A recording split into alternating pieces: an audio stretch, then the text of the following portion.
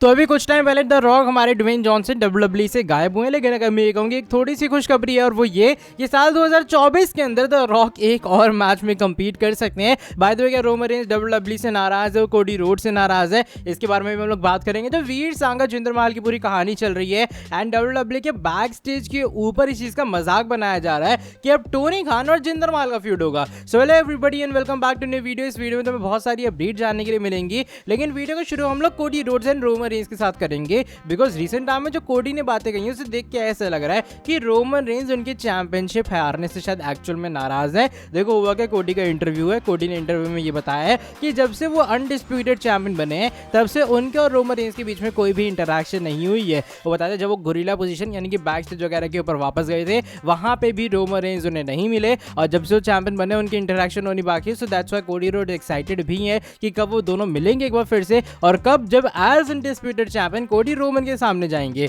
अब देखो ये चीजें फैंस को ऐसा लग रहा है कि कहीं ना कहीं हो सकती है थोड़ी रियल भी हो, बिकॉज होता तो कभी कभी कहते हैं ना रियल लाइफ जो बैक स्टेज हीट है, लेकिन मेरे हिसाब से ये वाला story line angle basically WWE plot करने का ट्राई कर रही है, दिखाते हुए कि रोमन रेंज की हिस्टोरिक टाइटल रेन एंड हुई है। अब उनका और जो कोडी का जब भी आने वाले टाइम में फेस ऑफ कॉन्फ्रंटेशन कुछ भी होगा तो उससे हाइप होगा ना कि भाई ये पहली बार हुआ जब दोनों आमने सामने मिले। तो ये कुछ चीजें यहाँ पर रिवील की हैं जिससे फैंस का बिलीव है कि मे बी जो रोमन रेंज है वो उनकी चैंपियनशिप हारने से डब्ल्यूडब्ल्यूई से भी नाराज हो सकते हैं। बात हम लोग ड्रू मैकिंटायर के बारे में करते हैं। हम लोग ये तो कह रहे हैं कि Seth Rollins MVP of WrestleMania है बिकॉज उन्होंने दोनों नाइट के ऊपर और शो के मेन इवेंट में नाइट 2 के भी अपने विदाउट कहते हैं ना ऐसे पूरा 100% नहीं थे, उन्हें इंजरी का सफर करना पड़ रहा था, लेकिन तब भी उन्होंने आके सही से चीजों को एग्जीक्यूट किया। लेकिन रिसेंट टाइम में एक अपडेट आई है सामने, उस अपडेट के अकॉर्डिंग हमारे जो ड्रू मैकिंटायर है वो भी इंजरी से सफर कर रहे थे जब उन्होंने रेसलमेनिया 40 में कंपीट किया और वो हमारे वर्ल्ड चैंपियन कुछ सेकंड के लिए बने। यहाँ पर जो अपडेट हो पीडब्ल्यू इनसाइडर की तरफ से आई है सामने, पीडब्ल्यू इनसाइडर ने बात रिवील की है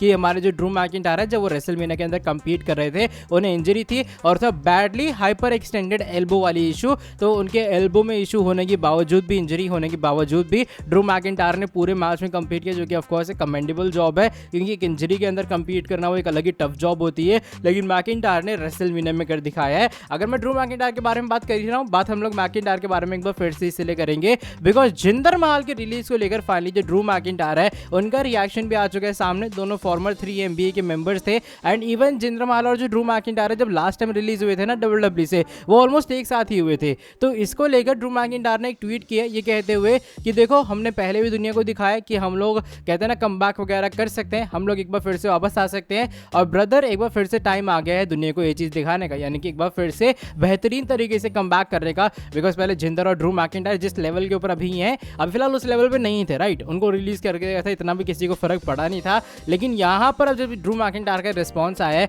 तो उन्होंने जिंदर महल ने दोनों को टैग किया as comeback kings. Let's see क्या होता है आने वाले टाइम में और क्या जिंदर महल एक बार फिर से अपने एकदम तगड़ी शेप में वापस आके एकदम कहते हैं ना अच्छे खासे सुपरस्टार बन के डब्ल्यूडब्ल्यूई के अंदर कमबैक करते हैं या फिर नहीं। अच्छा, इसके अलावा अगर मैं जिंदर महल को लेकर एक और अपडेट के बारे में बात करूं वो उनके AEW चीज के बारे में जुड़ी है बिकॉज शायद उन्हें सुनने में वियर्ड लगेगा, बैक स्टेज के ऊपर जो डब्ल्यूडब्ल्यूई एम्प्लॉयज हैं वो चीज का मजाक बनाने की शायद इस समर के अंदर तुम्हें जिंदर महल वर्सेस टोनी खान का फ्यूड देखने के लिए मिल सकता है। यानी कि बैक स्टेज के ऊपर ऐसा लोग मजाक बना रहे हैं कि अब जिंदर महल AEW में जाएंगे और जो AEW के अंदर जाने के बाद जिंदर महल ने ट्विटर के ऊपर कांड किया था उसका AEW वाले एंगल बनाएंगे और टोनी खान और जिंदर महल के बीच में राइवलरी फ्यूड तुम्हें दिखाई देने वाला है। अब देखो मुझे चीज वियर्ड इसलिए लग रही है बिकॉज किसी पर्सन की अगर जॉब लॉस हुई है तुम लोग अगर ट्विटर के ऊपर थोड़ा एक्टिव रहते हो, तुमने देखा होगा ब्लैक रेसलर है कोई भी और रेसलर हो, अगर उसका ये कुछ होता है ना तो वो लोग कहते हैं भाई तो उनका मजाक कैसे बना रहा है, उसकी जॉब गई है। लेकिन इंडियन रेसलर के साथ में अलग ही बिहेव किया जा रहा है बिकॉज उनकी चीज़ों को लेकर बैक स्टेज एम्प्लॉयज मजाक बना रहे हैं कि भाई वो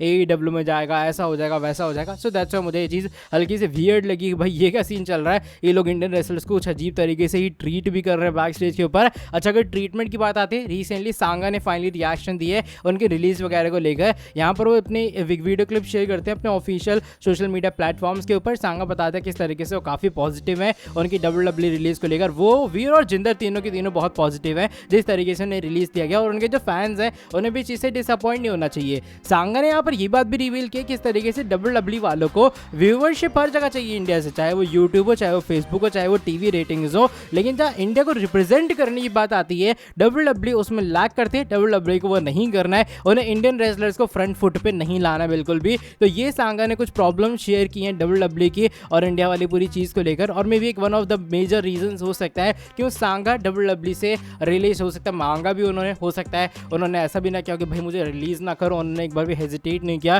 तो ये कुछ बातें यहाँ पर सांगा ने रिवील की हैं। तो स्टोरी जिस तरीके से देखने में लग रही है ना, नॉर्मल रिलीज तो बिल्कुल भी नहीं है, बिकॉज मेरे हिसाब से यहाँ पर ही कुछ कनेक्शन वाला चक्कर है कि WWE इंडियन रेसलर्स को पुट ओवर करती नहीं है। तुमने देखा होगा अगर कभी भी स्टैट्स रिकॉर्ड्स आते हैं सामने, उसमें इंडिया वाले जो है उनकी रेटिंग सबसे ज़्यादा ऊपर होती है। अगर कोई वीडियो इंडिया में अवेलेबल है WWE की, तो उसके यूट्यूब के ऊपर अलग ही एकदम भयंकर व्यूज आते हैं। लेकिन ऑफकोर्स सांगा की बात से मैं पूरी तरीके से सहमत हूँ कि WWE इंडियन स्टार्स को रिप्रेजेंट ढंग से नहीं करती है। अगर तुम बात करो कैपेबिलिटी की, तो जिंदर महल ने वो चीज़ प्रूव की है। आज चैंपियन जब वो बने थे, उनकी टाइटल रेन मेरे हिसाब से उतनी बोरिंग भी नहीं थी जितना फैंस बना देते हैं। और जब वो कैनेडा में आया था, उनको जो रिएक्शन मिला था वो तो अलग लेवल का था। चलो बढ़ते हैं आज की हमारी सेकंड लास्ट स्टोरी की तरफ। इस बार केविन ओवेंस के बारे में जुड़ी है। केविन ओवेंस के भी WWE कॉन्ट्रैक्ट को लेकर एक अपडेट है, ये सामने बताया जा रहा है। जो केविन का कॉन्ट्रैक्ट है वो WWE से काफी जल्दी एक्सपायर होने वाला है। लेकिन एक बात ये आ रही है सामने कि अभी तक रीसाइन वगैरह नहीं हुआ है। हाँ, ये बात कंफर्म है कि नेगोशिएशन होगा, WWE कॉन्ट्रैक्ट ऑफर करेगी केविन ओवेंस को, लेकिन वो चीज़ अभी तक एग्जीक्यूट नहीं हुई है।